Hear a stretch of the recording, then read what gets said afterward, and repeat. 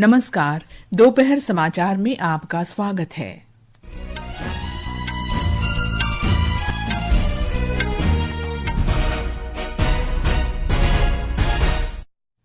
प्रधानमंत्री नरेंद्र मोदी ने न्यूजीलैंड के प्रधानमंत्री क्रिस्टोफर लक्सन के साथ नई दिल्ली में बातचीत की। रक्षा सहयोग, बागवानी, खेल और कई अन्य क्षेत्रों में समझौते हुए। प्रधानमंत्री आज शाम नई दिल्ली में रायसीना डायलॉग के 10वें संस्करण का उद्घाटन करेंगे। वक्फ संशोधन विधेयक पर संसद की संयुक्त समिति के अध्यक्ष जगदम्बिका पाल ने कहा, ये विधेयक गरीब मुसलमानों के पक्ष में। उत्तरी कश्मीर के कुपवाड़ा में सुरक्षा बलों तथा आतंकवादियों के बीच मुठभेड़। मौसम विभाग ने देश के विभिन्न हिस्सों में तापमान बढ़ने के साथ ही ओडिशा के 3 जिलों में लू का रेड अलर्ट जारी किया और आज शाम इंग्लैंड में कबड्डी विश्व कप 2025 की शुरुआत।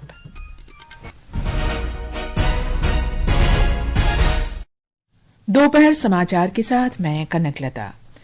भारत और न्यूजीलैंड ने आज रक्षा, शिक्षा, खेल, बागवानी, वानिकी के क्षेत्रों में 5 समझौता ज्ञापनों पर हस्ताक्षर किए।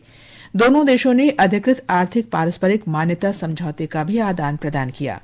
प्रधानमंत्री नरेंद्र मोदी ने आज नई दिल्ली में न्यूजीलैंड के प्रधानमंत्री क्रिस्टोफर लक्सन के साथ बातचीत की। इसमें भारत न्यूजीलैंड द्विपक्षीय संबंधों के विभिन्न पहलुओं पर चर्चा हुई। श्री मोदी ने उनके सम्मान में दोपहर भोज का आयोजन किया। श्री मोदी ने कहा कि दोनों देशों ने रक्षा और सुरक्षा साझेदारी को और मजबूत करने का फैसला किया है। प्रधानमंत्री ने कहा कि दोनों देशों के बीच पारस्परिक रूप से लाभकारी मुक्त व्यापार समझौते पर बातचीत शुरू करने का फैसला किया गया है, जिससे आपसी व्यापार और निवेश की संभावना को बढ़ावा मिलेगा। उन्होंने कहा कि भारत न्यूजीलैंड में कुछ गैर कानूनी तत्वों द्वारा भारत विरोधी गतिविधियों के बारे में अपनी चिंताओं को साझा करता है और विश्वास व्यक्त करता है कि भारत को इन सभी अवैध तत्वों के खिलाफ न्यूजीलैंड सरकार का समर्थन प्राप्त होता रहेगा। प्रधानमंत्री ने कहा कि चाहे 2019 का क्राइस्टचर्च आतंकी हमला हो या 2008 का मुंबई हमला, किसी भी रूप में आतंकवाद अस्वीकार्य है। उन्होंने कहा कि आतंकी हमलों के दोषियों के खिलाफ सख्त कार्रवाई जरूरी है। श्री मोदी ने कहा कि भारत तथा न्यूजीलैंड आतंकवादी, अलगाववादी और कट्टरपंथी तत्वों के खिलाफ सहयोग करना जारी रखेंगे। अपने बयान में श्री लक्सन ने कहा कि दोनों पक्ष पारस्परिक रूप से लाभकारी मुक्त व्यापार समझौते को प्राप्त करने के लिए तत्पर हैं। उन्होंने कहा कि न्यूजीलैंड भारत में अपनी राजनयिक उपस्थिति बढ़ाएगा। श्री लक्सन आज शाम राष्ट्रपति भवन में राष्ट्रपति द्रौपदी मुर्मू से मुलाकात करेंगे। इससे पहले आज न्यूजीलैंड के प्रधानमंत्री ने राजघाट में महात्मा गांधी की समाधि पर उन्हें श्रद्धांजलि अर्पित की। श्री लक्सन की यात्रा का उद्देश्य श्री लक्सन के साथ एक उच्च स्तरीय प्रतिनिधिमंडल भी है, जिसमें मंत्री, वरिष्ठ अधिकारी, उद्योगपति, मीडिया और भारतीय प्रवासी समुदाय के सदस्य शामिल हैं। वे बुधवार को मुंबई का दौरा भी करेंगे। प्रधानमंत्री नरेंद्र मोदी आज नई दिल्ली में रायसीना डायलॉग के 10वें संस्करण का उद्घाटन करेंगे। न्यूजीलैंड के प्रधानमंत्री क्रिस्टोफर लक्सन उद्घाटन सत्र में मुख्य अतिथि के रूप में शामिल होंगे। हमारे संवाददाता ने बताया है कि 3 दिन का ये कार्यक्रम 19 मार्च तक चलेगा। रायसीना डायलॉग के इस संस्करण में करीब 125 देशों के प्रतिनिधि हिस्सा लेंगे। इसमें मंत्री, पूर्व राष्ट्राध्यक्ष, सैन्य कमांडर, उद्योग जगत के प्रमुख, शिक्षाविद, सामरिक मामलों के जानकार, नीति निर्माता और युवा शामिल होंगे। इस डायलॉग में 3500 से अधिक प्रतिभागी व्यक्तिगत रूप से शामिल होंगे और इसकी कार्यवाही को दुनिया भर के लाखों लोग विभिन्न डिजिटल प्लेटफॉर्म पर देख सकेंगे। रायसीना डायलॉग भू राजनीति और भू अर्थशास्त्र पर भारत का प्रमुख सम्मेलन है, जो वैश्विक समुदाय के सामने आने वाली चुनौतीपूर्ण मुद्दों के समाधान के लिए प्रतिबद्ध है। हर वर्ष इस बैठक में विभिन्न देशों के शीर्ष नेता, उच्च स्तरीय अधिकारी, नीति निर्माता, उद्योग जगत के प्रमुख और पत्रकार हिस्सा लेते हैं और वैश्विक स्थिति तथा विभिन्न समकालीन मुद्दों पर सहयोग के अवसर तलाशने पर चर्चा करते हैं। सुपर्णा सैकिया के साथ आनंद कुमार, आकाशवाणी समाचार, दिल्ली। इस वर्ष के कार्यक्रम की मुख्य विषय वस्तु कालचक्र, लोग, शांति और पृथ्वी है। अमेरिका के राष्ट्रपति डोनाल्ड ट्रंप ने आज अपने ट्रुथ सोशल प्लेटफॉर्म पर अमेरिकी पॉडकास्टर और एआई शोधकर्ता लेक्स फ्रीडमैन के साथ प्रधानमंत्री नरेंद्र मोदी के पॉडकास्ट साक्षात्कार को साझा किया है। साक्षात्कार के दौरान श्री मोदी ने राष्ट्रपति ट्रंप के साथ अपने संबंधों के बारे में विस्तार से बात की और अमेरिका के प्रति उनके लचीलेपन और समर्पण की प्रशंसा की। 3 घंटे तक चले पॉडकास्ट में कई विषयों को शामिल किया गया। ये समाचार हमारी वेबसाइट www.newsonair.gov.in और हमारे न्यूज ऑन एआईआर ऐप पर भी उपलब्ध हैं। दोपहर समाचार में आपका फिर स्वागत है। वक्फ संशोधन विधेयक पर संसद की संयुक्त समिति के अध्यक्ष जगदम्बिका पाल ने कहा है कि ये विधेयक गरीब मुसलमानों के पक्ष में है। वक्फ संशोधन विधेयक पर all India Muslim personal law board के विरोध पर श्री पाल ने नई दिल्ली में संवाददाताओं से कहा कि सदन में 428 पृष्ठों की रिपोर्ट पेश की गई है और वक्फ बोर्ड की बेहतरी के लिए संशोधन किए गए हैं। उन्होंने कहा कि सरकार ने मुस्लिम संगठनों और अन्य हितधारकों के साथ परामर्श करने के लिए विधेयक को एक संयुक्त संसदीय समिति को भेजा है ताकि एक निष्पक्ष और संतुलित कानून बनाया जा सके। किरण रिजिजू जी संसदीय कार्य मंत्री ने कहा कि इसको साहब एक ज्वाइंट पार्लियामेंट्री कमेटी बना करके उसको रेफर कर दें, जिससे इस पे और एग्जॉस्टिव डिस्कशन डिलिब्रेशन हो सके, सभी देश के स्टेक होल्डर से मिल सके। सरकार की मंशा खुद साफ थी कि पूरे देश के मुस्लिम संगठनों से इनकी बातें सुनी जा सके, एक बेहतर कानून बनाया जाए। और फिर भी आप देख रहे थे विपक्ष के नेता हों जिस तरीके से विरोध कर रहे थे, ये कहीं न कहीं देश में गुमराह करने की कोशिश है। राज्यसभा में आज विपक्षी दलों ने फर्जी मतदाता पहचान पत्र संख्या जारी करने और अन्य मुद्दों पर चर्चा की अनुमति न देने के विरोध में सदन से वॉकआउट किया। उपसभापति हरिवंश ने विभिन्न मुद्दों पर विपक्षी दलों द्वारा दिए गए स्थगन नोटिस को अस्वीकार कर दिया। इसके विरोध में कांग्रेस, डीएमके, तृणमूल कांग्रेस, राष्ट्रीय जनता दल, वाम दल, आम आदमी पार्टी और अन्य सांसदों ने फर्जी मतदाता पहचान पत्र संख्या जारी करने पर चर्चा की मांग करते हुए नारे लगाए। दूरसंचार विभाग ने 5G इनोवेशन हैकाथॉन 2025 की घोषणा की है। इसका उद्देश्य सामाजिक और औद्योगिक चुनौतियों का समाधान करने के लिए अभिनव 5G संचालित तकनीक के विकास में तेजी लाना है। ये पहल छात्रों, स्टार्टअप और पेशेवरों को 100 से अधिक 5G यूज केस लैब्स के फंडिंग और पहुंच में मदद प्रदान करेगा।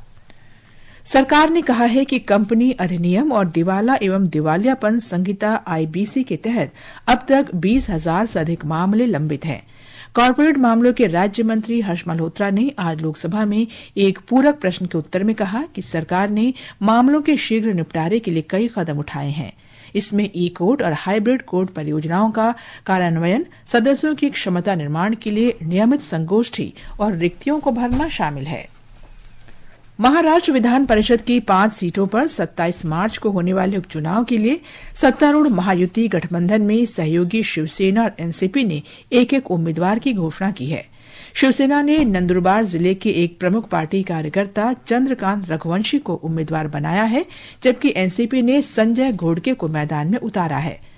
भारतीय जनता पार्टी ने 3 सीटों के लिए नागपुर के पूर्व मेयर और फडणवीस के करीबी सहयोगी संदीप जोशी, राज्य भाजपा महासचिव संजय केनेकर और पूर्व विधायक दादाराव केचे की उम्मीदवारी की घोषणा की है।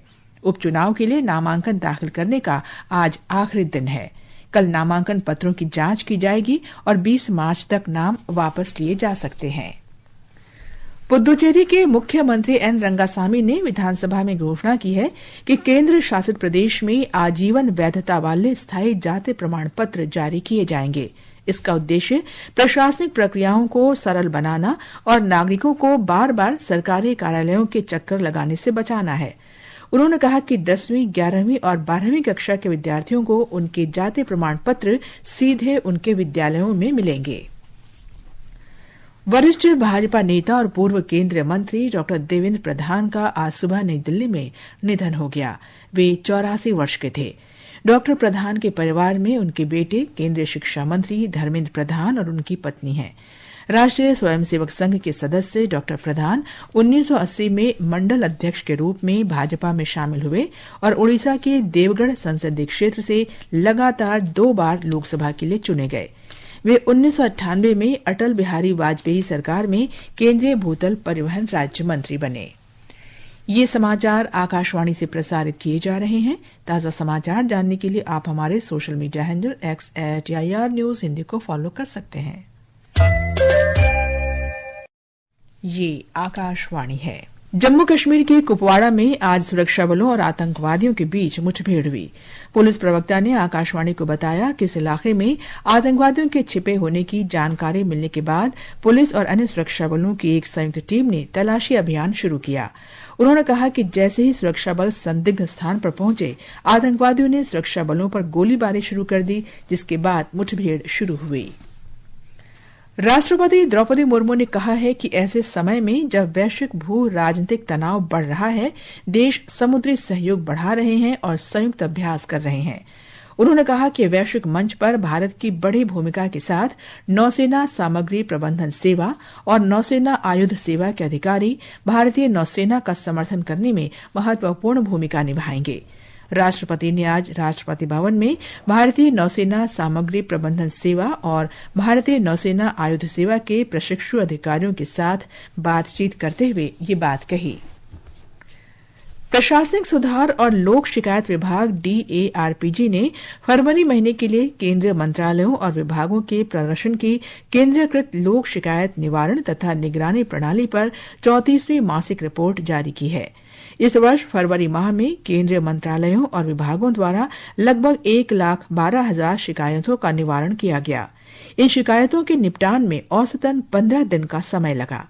रिपोर्ट में कहा गया है कि खाद्य और सार्वजनिक वितरण विभाग, दूरसंचार तथा डाक विभाग को रैंकिंग में समूह A श्रेणी में शीर्ष पर रखा गया है, जबकि संसदीय कार्य मंत्रालय, आयुष और भूमि संसाधन विभाग समूह B श्रेणी में शीर्ष पर रहे। लोकसभा में रेल मंत्रालय के अंतर्गत 2025-26 के लिए अनुदान मांगों पर चर्चा शुरू हुई। चर्चा की शुरुआत करते हुए कांग्रेस नेता वर्षा गायकवाड़ ने आरोप लगाया कि ये केंद्रीय बजट एक विफल बजट है। उन्होंने रेलवे में यात्रियों की सुविधाओं और देश में रेल दुर्घटनाओं और भगदड़ की घटनाओं पर केंद्र की आलोचना की। उन्होंने सरकार पर भारतीय रेलवे के निजीकरण का आरोप लगाया। चर्चा में भाग लेते हुए तृणमूल कांग्रेस की शताब्दी रॉय ने ऑनलाइन रेल टिकट बुक करते समय यात्रियों के सामने आने वाली चुनौतियों का जिक्र किया। उन्होंने देश में रेल दुर्घटनाओं को लेकर भी सरकार की आलोचना की। भाजपा के जनार्दन सिंह सिग्रीवाल ने कहा कि केंद्रीय बजट में रेलवे के बुनियादी ढांचे को मजबूत करने और आधुनिकीकरण के साथ साथ यात्रियों की सुरक्षा के लिए 2,65,000 करोड़ रुपए का आवंटन किया गया है। उन्होंने कहा कि सरकार की देश में 100 नई अमृत भारत रेलगाड़ियां, 50 नमो भारत रेल और 200 वंदे भारत रेल चलाने की योजना है। आकाशवाणी का समाचार सेवा प्रभाग हिंदी और अंग्रेजी में अपने साप्ताहिक फोन इन कार्यक्रम पब्लिक स्पीक में आज रात 9:30 बजे जन्म दोष और संबंधित मुद्दे विषय पर परिचर्चा प्रसारित करेगा।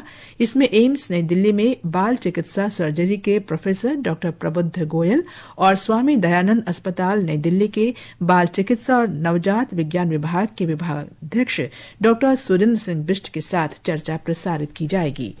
कार्यक्रम के दौरान श्रोता हमारे विशेषज्ञों से जन्म दोष की पहचान करने और समय पर उसका निदान और इलाज को लेकर सवाल पूछ सकते हैं।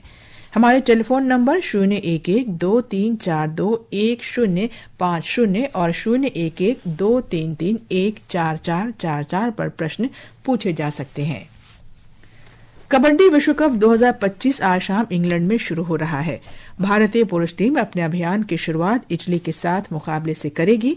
मैच भारतीय समय के अनुसार शाम 5:30 बजे शुरू होगा।